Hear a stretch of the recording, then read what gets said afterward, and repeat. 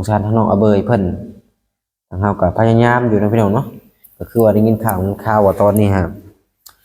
ทางเจ้าของที่เพิ่นสิขาย10 ล้านนะพี่น้องเนาะ10 ล้านอยู่ป่าบ่ได้ถ้าว่ามันอยู่ทางแดงนี่ก็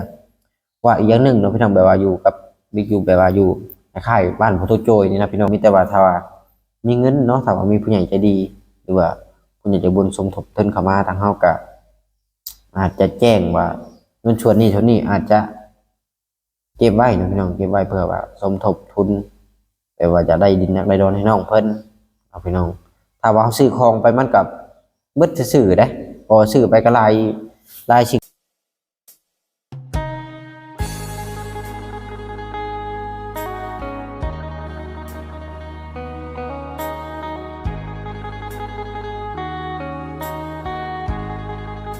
กับทักทายสบายดีแหละสวัสดีพ่อพี่น้อง FC เบิดสุขคนเนาะ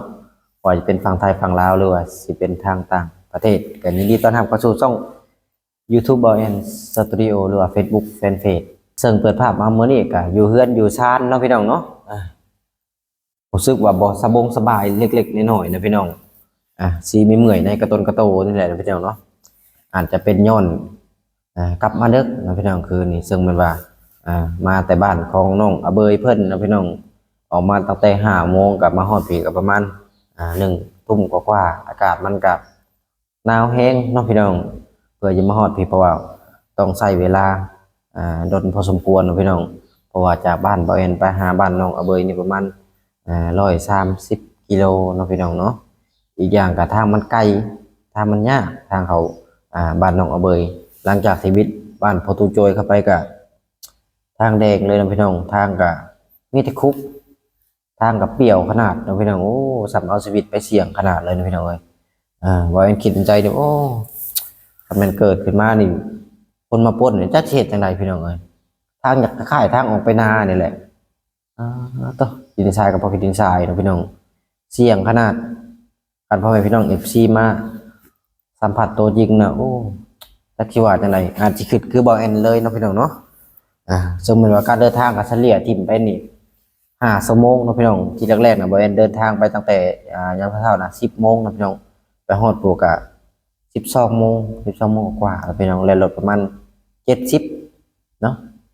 ถ้าว่าสิแล่นทันเฮาก็ย้านเพราะว่าเฮาขี่รถจักรไปเนาะพี่น้องย้านรถเป็นจังซั่นจังซี่ย้านนำทางนั่นแหละก็เลยค่อยไปฮอดปุ๊กะประมาณ12 โมงกว่าๆเนาะพี่น้องไปฮอดเรือนพอตูโจยเนาะหลังจากนั้นก็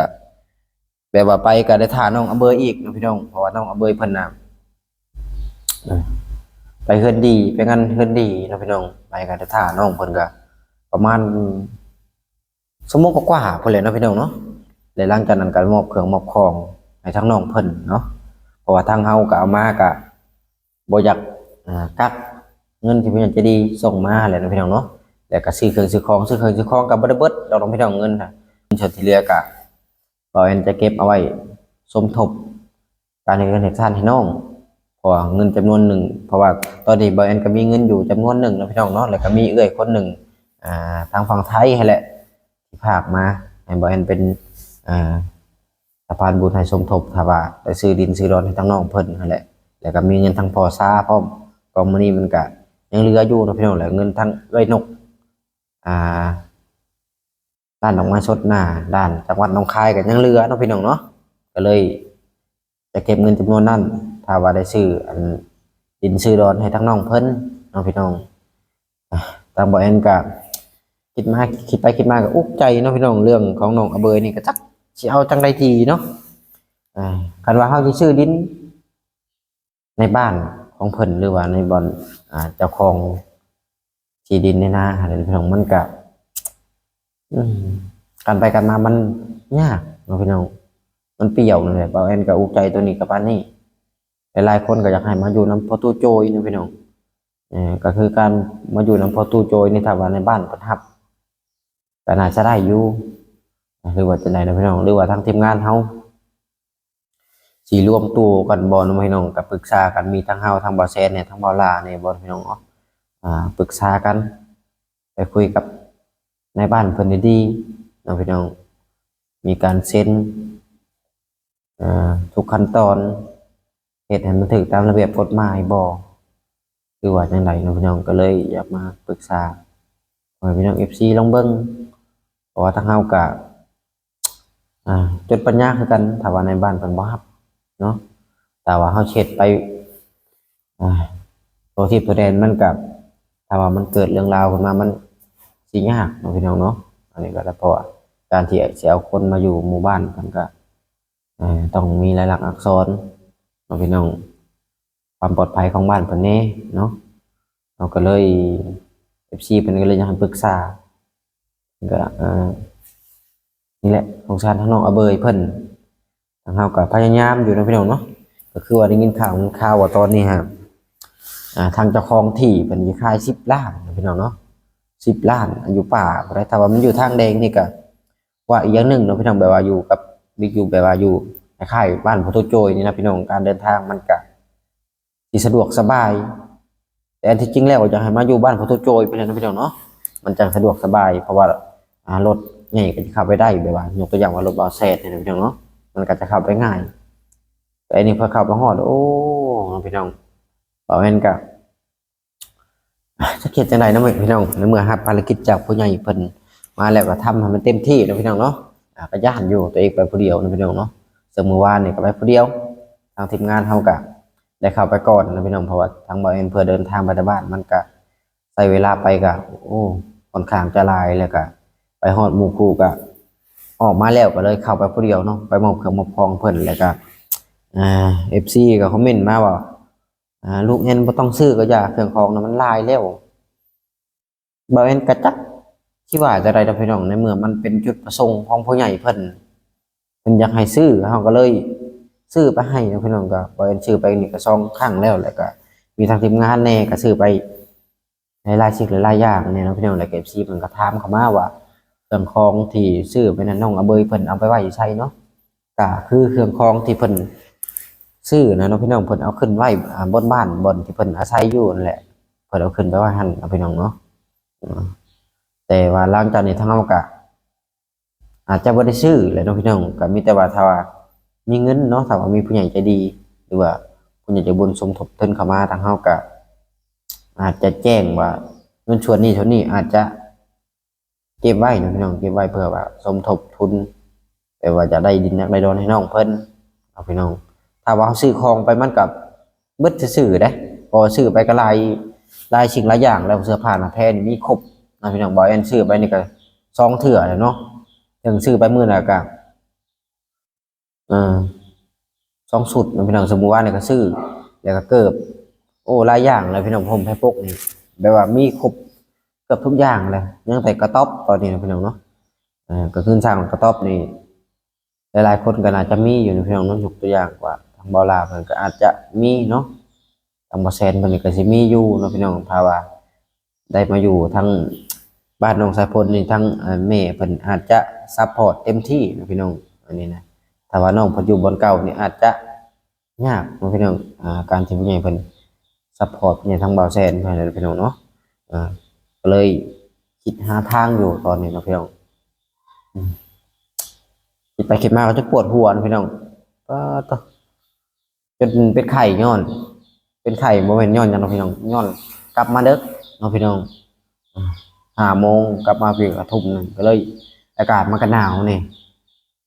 ก็แปลกพี่น้องยามนี่อากาศหนาวแต่ก่อนนี่เจ้าสงกรานต์นี่บ่มีอากาศหนาวเนาะพี่น้องมีแต่อากาศร้อนเลยแต่ปัจจุบันนี่ก็อากาศค่อนข้างจะหนาวมื้อนี้ก็อาจจะบ่ออกไปทางใดเนาะพี่น้องรู้สึกบ่สบายก็อาจจะกินยาแล้วก็อาจจะนอนพักผ่อนเนาะพี่น้องก็มีแต่ว่ามื้ออื่นพุ่นแหละอาจจะเดินทางไปอัปเดตบ้านประตูโจยเพิ่นบ่เนาะพี่น้องเนาะเพราะว่าเพิ่นก็คือว่าสิตั้งเฮือนมื้อนี้บ่หรือว่าเทพังหรือว่าตีพังอะไรพี่น้องขุดหลุมเอาเสาเฮือนลงหั่นแหละเนาะพี่น้องเนาะแต่บ้านบ่าวแอนจะเอิ้นว่าตีพังเนาะพี่น้องแต่ฝั่งไทยบ่ฮู้ว่าเพิ่นเอิ้นว่าอีหยังเนาะพี่น้องเนาะแต่ว่าบ้านบ่าวแอนนี่เอิ้นตีพังแล้วก็ขุดหลุมสิเอาเทขัดเปื้อนแล้วก็เอาเสาตั้งขึ้นเนาะพี่น้องเนาะซึ่งมื้ออื่นนี่ก็อาจจะเดินทางไปแต่เช้าอีกเนาะพี่น้องเนาะ8 โมงไปฮอดปก10 โมงกว่าๆหั่นแหละพี่น้องเนาะเหตุผลที่บ่แอนบ่ไปนอนเพื่อนพอตู้โจยเพิ่นก็บ่1 มาก็ เกรงมุกเกรงใจเพิ่นแน่เนาะพี่น้องเนาะอันนี้ก็ได้เพราะว่าบ่แอนจะนอนนี่บ่แอนจะนอนอยู่คืนนึงเนาะตั้งแต่เฮือนพอตุโจยตั้งมานี่ก็ได้นอนบ้านเพิ่นนี่สองเทื่อแล้วพี่น้องได้พักเช้าอยู่บ้านเพิ่นนั่นแหละก็อยากนอนอยู่แต่มันก็นี่แหละเกรงมุกเกรงใจเพิ่นเนาะพี่น้องเนาะจะเครียดจังไดแหละบ่อยู่บ่อนเช้ามันก็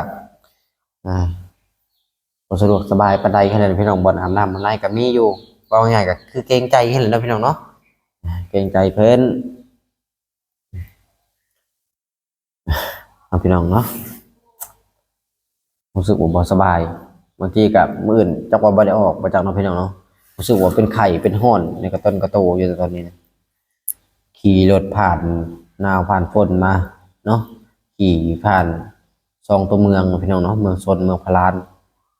จนมาฮอนเมืองอุทุมพรเนี่ยโอ้ใช้เวลาไปคนเดียวเนาะพี่น้องเนาะอันตรายการเดินถนนทางก็ได้รถเกิดอุบัติเหตุตามทางก็หลายแฮงพี่น้องเอ้ยกลับมาตามทางที่เห็นแต่รถเกิดอุบัติเหตุบ่เอ็ดนะครับรถบ่เอ็ดระวังขนาดพี่น้องเอ้ยไปคนเดียวนี่ระวังเราบ่มาตามเฮาตามเขาเราบ่ตามเขาตามเฮาเนาะพี่น้องเนาะอันนี้แหละก็อยากให้พ่อแม่พี่น้อง FC เบิดทุกคนระมัดระวัง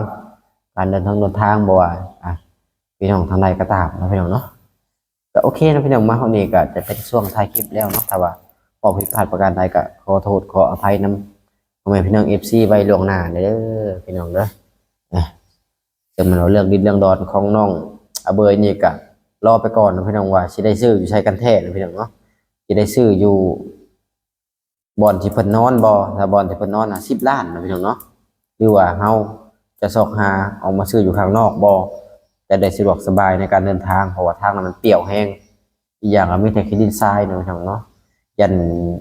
มีโจรมีขโมยเนาะคนขี้เมาขี้ม้าว่าบ่ทันทำให้พี่น้องคิดไว้ก่อนเลยการเดินทางไปคนเดียวนี่มันโอ้โคตรเสี่ยงเลยนะพี่น้องเนาะแต่ว่าเฮาไปรถใหญ่นี่ก็อาจจะอีกแบบนึงนะพี่น้องแต่อันนี้บ่แม่นจะขี่รถจักรไปนะพี่น้องเนาะใช้เวลาหลายชั่วโมงพอสมควรเพื่อสิไปฮอดเนาะแต่ก่อนที่จบคลิปบ่แม่นก็ฝากขอบนขอบคุณทั้งพ่อปีชาเพิ่นนะพี่น้องกองมณีนะพี่น้องเนาะที่ให้เงินค่าน้ำมันมื้อวานนั่นแหละ$10นะพี่น้องเนาะ